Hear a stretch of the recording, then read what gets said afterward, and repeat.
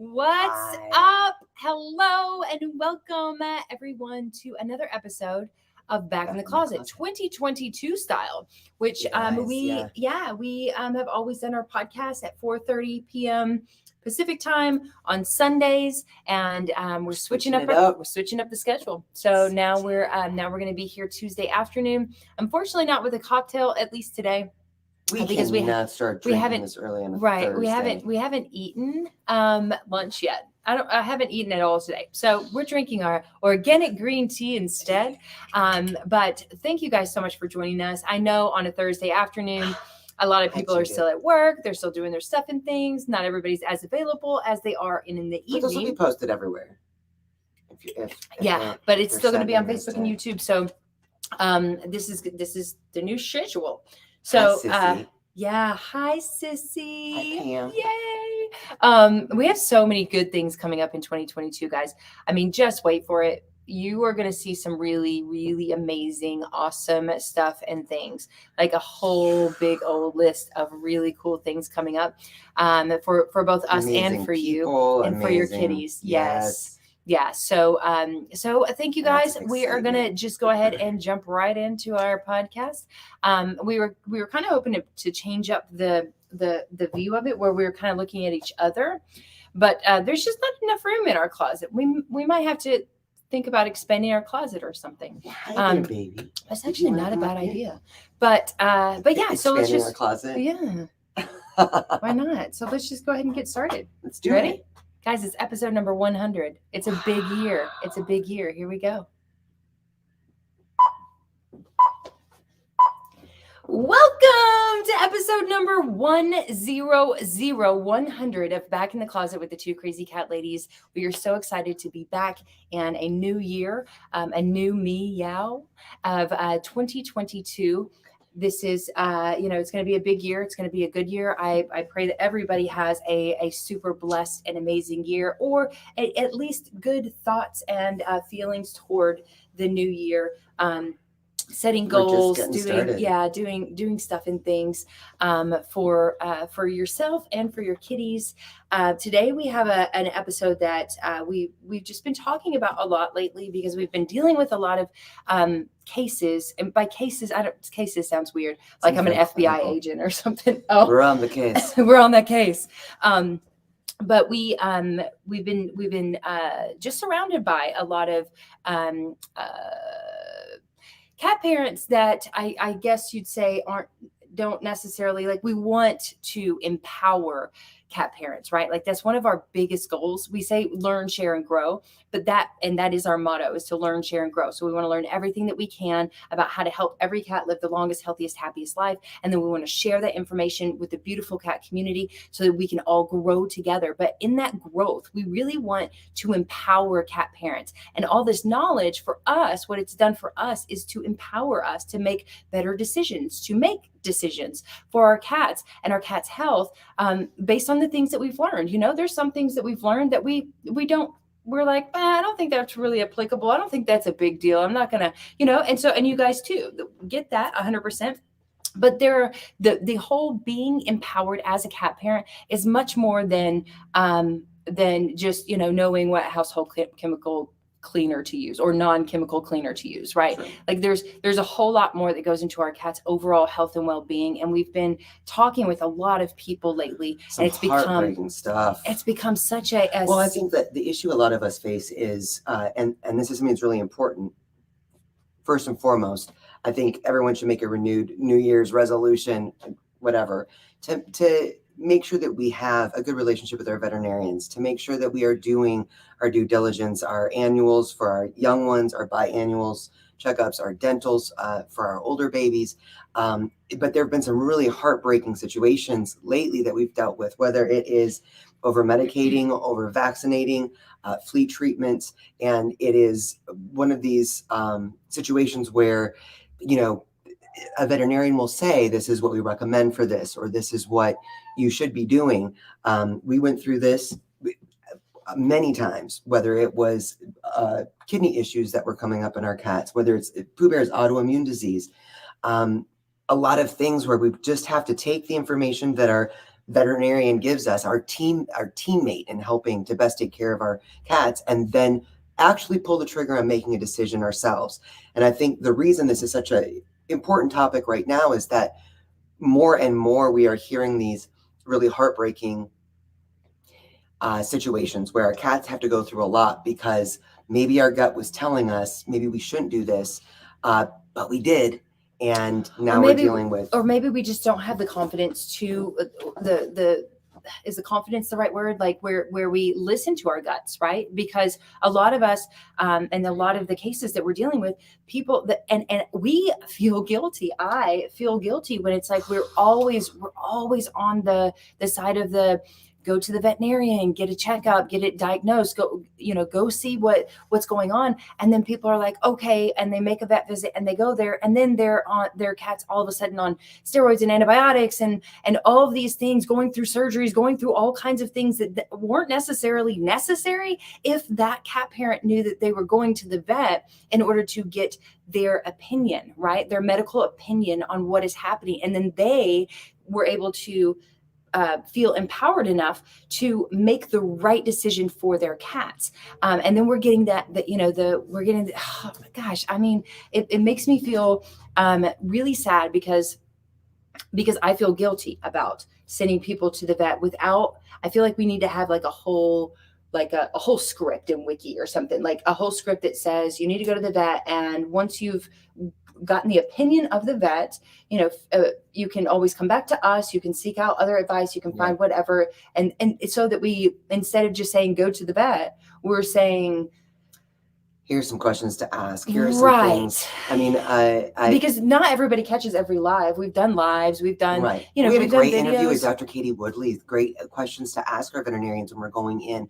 Is this vaccine, whatever, is this needed? Can we do a titer test? We deal with our Pooh Bear being over vaccinated and developing an autoimmune disease from the rabies vaccine.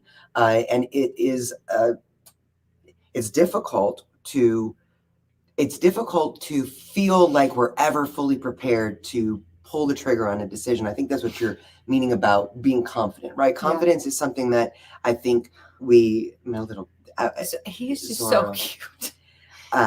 Is that we grow within ourselves, right? The whole learn, share, and grow thing is part of what has been building our confidence over the years. There's always going to be a new situation, but I feel like oftentimes, for me, we've probably been through 11 veterinarians in probably more than Las that Vegas. Now, but yeah, we have 3 now. We have 3 now that we've had over the past few years that is comforting to us, because if our holistic veterinarian says one thing, we can always get other opinions. We have a feline veterinarian, we have a conventional veterinarian, and they're all people that we have good relationships with. And that's really important. At the end of the day, however, we're the ones that have to make the decisions. We're the ones that are accountable for our cats. And we don't, health. And I will tell you, honestly, we only take some of our veterinarians' information. We don't even our holistic vet. We just recently, a couple months ago, went and had 4 of our 6 cats in for their annual and biannual checkups, blood tests, all of the stuff and things.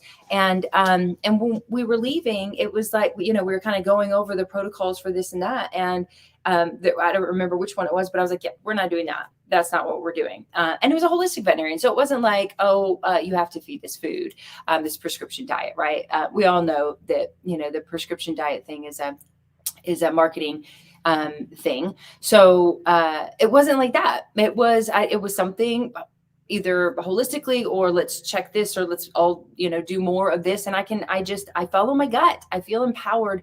And we've been, I can't tell you that there's not cases where it's like, oh, this is really scary. What do we do? And we still will go with our gut, but we'll still go with maybe what this veterinarian says or what that veterinarian says. When Pooh Bear had when his autoimmune disease act up, because it's stress induced, as it is 99.9% of all of our cats' ailments, stress induced. And so we had a friend that brought his Doberman's over in the backyard, and Pooh Bear saw him through the window, and immediately went into a stress mode, and he just started spewing blood from his mouth. Okay, there was an ulcer in his mouth that ruptured, and he just started spewing blood from his mouth. Lord knows we are just going to scoop him up and run to the closest vet that's open on a Sunday, because of course it happened on a Sunday, and see what, see if they can stop the bleeding, see what's going to go on. And yeah, we were in a frantic mode. But in the end, once we were able to stop the bleeding, then it was, okay, what can we do?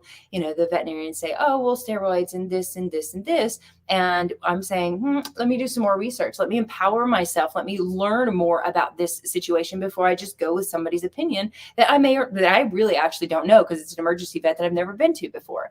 There are so many things that I think we as cat parents just have to be able to. We are our cat's best advocate. It's not your vet.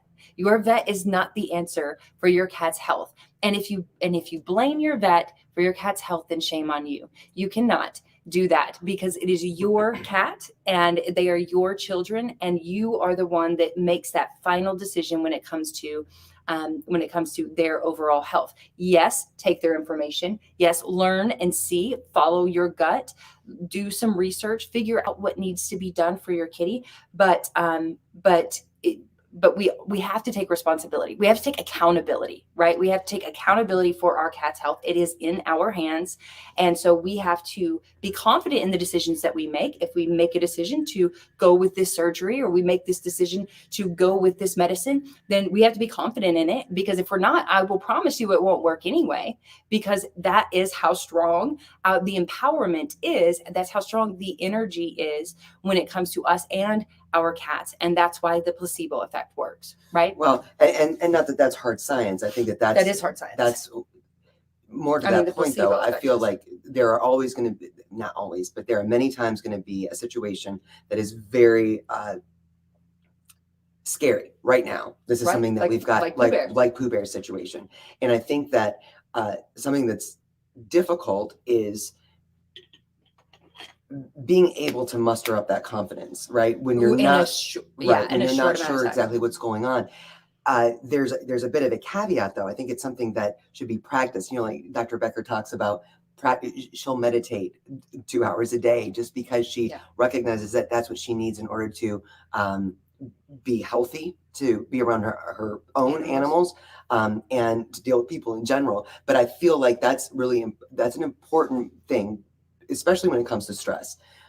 When we recognize that we are really maybe overthinking something or over analyzing something, it will help to kind of just take a step back and look at it from the perspective of something needs to be done. What is the best decision that I can make right now? Yeah. And that's, I think, where confidence does grow. I think it's very easy, especially in, as we learn more and more about different modalities and different treatments and new ways to help with different issues that are going on, it can become almost paralyzing to, be seeking information from everything and everyone when you've got decisions to make. It's like Googling, why is my eye flared up? And all of a sudden it's like, oh, I definitely have cancer, or it's right. COVID-19, or it's something, right? It's going to be something really bad if you go on Google, because there's a million different things. And that's how it is, when we go and seek everybody's different advice. And I think it's good, because that's part of research. Right. But to find out what resonates with us.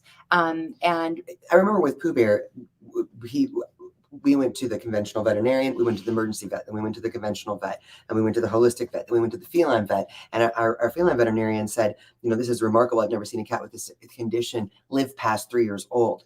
And that was, or beyond that low, he was on a low dose of steroids.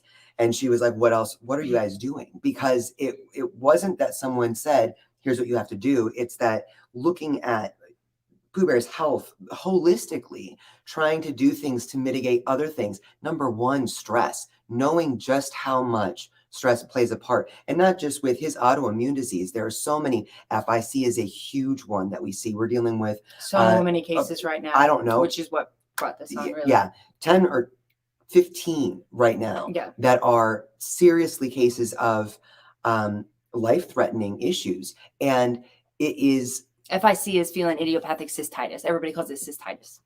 it is difficult because I know people come to us basically as a last resort, right? They've been doing the treatments, they're still going through issues, they've had to do A, B, or C, and now they're looking at what maybe I should look at their diet, maybe I should look at supplementation. What do you guys think about this?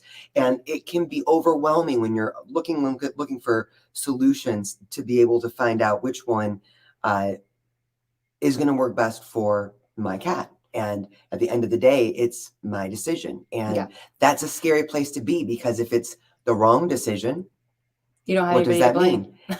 And if it's the right decision, then that helps build confidence. I think that that's something, whether it's with our pets or whether it's with life, the idea that moving forward, we just made a bunch of decisions this week that were on the business side, that we're pulling the trigger on a number of things we've talked about and looked into and researched and whatever. And when it was that moment to pull the trigger, it's like, there's still that bit of, is it excitement?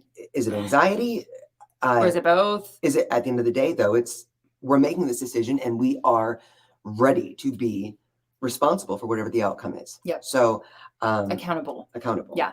A responsible, accountable, the same difference. But I will say with the cases that we're dealing with the FIC right now, I can see even in text threads and or emails that it's so clear to me that the issue is rooted in stress. I mean, that's the science behind cystitis anyway, is that it is rooted in stress. But what so many of these owners are not seeing is that it's their stress. And I can see it from the way that they're even communicating through text or email. The way that they're communicating, it is a clear case of you have to get your stress under control. We're looking at all the symptom catchers, fix this symptom, fix that symptom. Let's do this, let's do that. But how about we get to the root? That's what holistic care is all about. Holistic medicine is all about. It's about getting to the root of the issue and fixing that, which will then in turn fix all the other things. I'm talking with 3 people right now, all dealing with FIC. And what I do find remarkable is that all 3, essentially, with the exception of some diet tweaks, are doing everything. They are trying to identify the stressors. They're removing environmental stressors. They are incorporating playtime. They are doing all these things, litter box evaluations, changing up the litter. They are doing everything, right? And they keep saying that I'm doing it all. I'm doing it all. I've done it all. And nothing is changing. And it's like this very you just need some meditation. Well, it's very ramped up. And one of the things in the blogs that you've written, I think it's something that's so overlooked, exactly as you said, is our stress.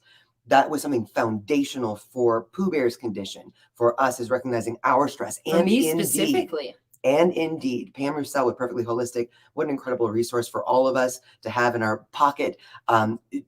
When she was evaluating Pooh Bear, more often than not, when he was having a flare-up, guess what his stressor was?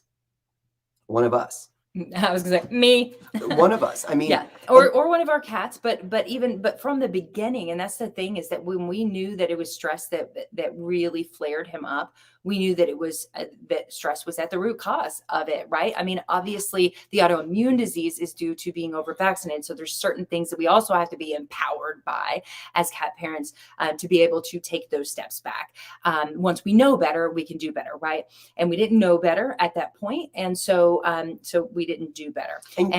But now we know that so long as we can keep his stress levels low, that we can keep those flare-ups at bay, and we don't have to use the steroids anymore because we feel empowered enough to know how to keep his stress levels low. And if it is going to Pam Roussel and getting his chakras opened, which was the first woo-woo thing that I've ever heard of, and very strange, and did not think that was going to do anything. But sure enough, it was the beginning of the end of steroids for him, and the beginning of the end of his really high stress life. And so now we're able to keep so much of that at bay, and the symptoms at bay with homeopathics and things that we truly believe in. And as we believe in it, it works even more and more every time. And when when our energy starts to go down, or we start to get too stressed or something, we tweak that ourselves without asking a veterinarian or anyone. We're like, maybe we should tweak that a little bit. We tweak it and it gets better because we feel confident in knowing that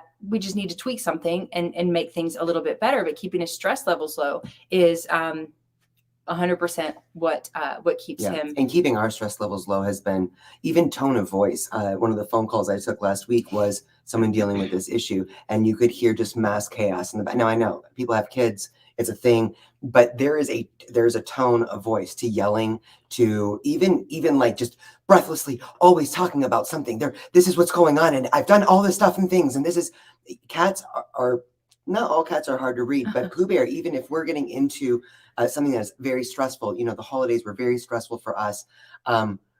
Yeah, and Pooh Bear had a flare up. Oh gosh, like really bad flare ups, and it was something that was, you can't always keep your stress under control, right? We had a death in the family. It was a very tragic, quick acting kind of gotta rush and get on a plane, missing Christmas and birthdays and things. We just got to go, and it was stressful on both of us.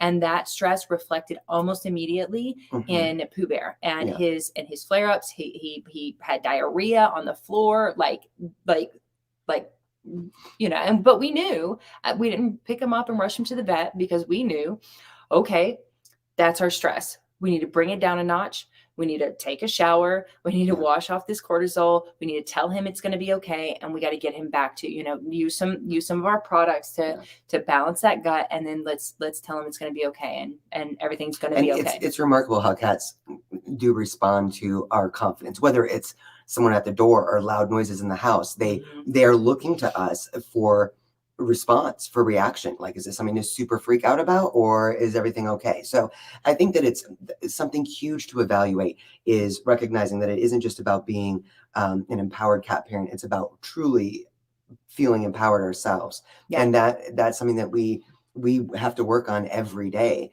to and it's not just about, you can't just put a little pocket of, well, I feel confident about this, but the rest of your life is mass chaos. This little pocket doesn't work if all of this is a mess. So yeah, I think it's really it's something that we're evaluating more ourselves. I feel like it's an exciting topic to start our 2022 out on, because it's something that we're seeing so often. And it seems cliche for people to say, oh, you've got to meditate or you listen to calming music or whatever, but how many times a day do you actually stop and experience stillness? Breathing, right? How long does it take your brain to shut off when you're trying to go to sleep? I think that getting a better parameters around really how my inner hamster wheel is working is also a powerful tool in empowering. And everybody has a different way of reducing their stress, right? Like there's not, some people, it's good to go to therapy. Some people are, taking medications or nutraceuticals. Some people are exercising. Exercise is like one of the most, cheapest and most effective ways to reduce stress. There's, lots of music, there's, meditation, prayer. There's lots of different ways that we can reduce our stress, but it's so important to reduce our stress so that we can be empowered as pet parents to make the right decisions for our cats and not cause more ailments and illness in our cats as they mirror our stress responses. Yeah, I think, and there's so much exciting science coming up. This is probably gonna be a topic we'll talk about a couple times. We always talk about it's something that it's something that is not just a one and done. It's not like, oh yeah, that's a good idea. It is something that has to be put into practice every day. And I know that a lot of times, like over the holidays, I was extra cognizant of it and recognizing that I was not doing a good job. It was a very emotional time for us, but I would not interact with Pooh Bear when I was feeling especially distraught because I knew that was not helping him. I would go shower and wash off the cortisol before I had my brushings time with Pooh Bear and got myself in a better headspace before I physically interacted with him. And I'm not always that considerate. We go through the day and it's just like, blah, blah, blah.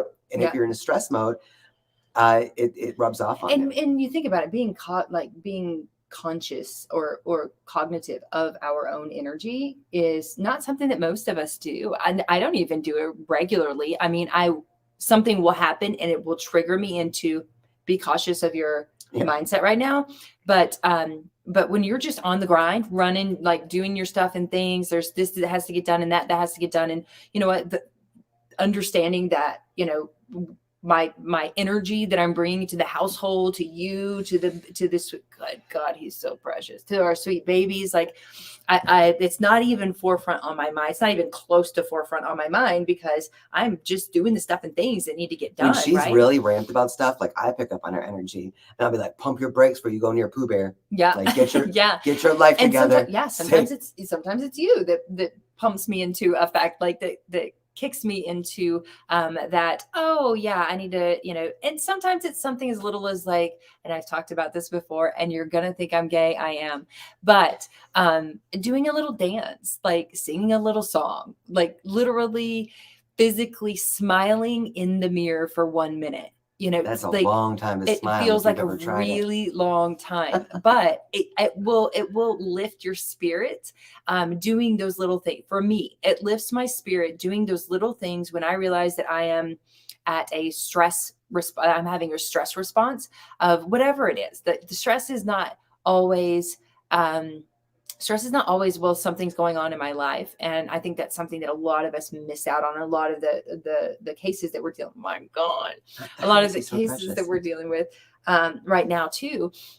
It's like, well, everything's fine in the house. Everything's like, there's not anything going on. And people tend to, as humans, we tend to think that stress or anxiety are the same thing.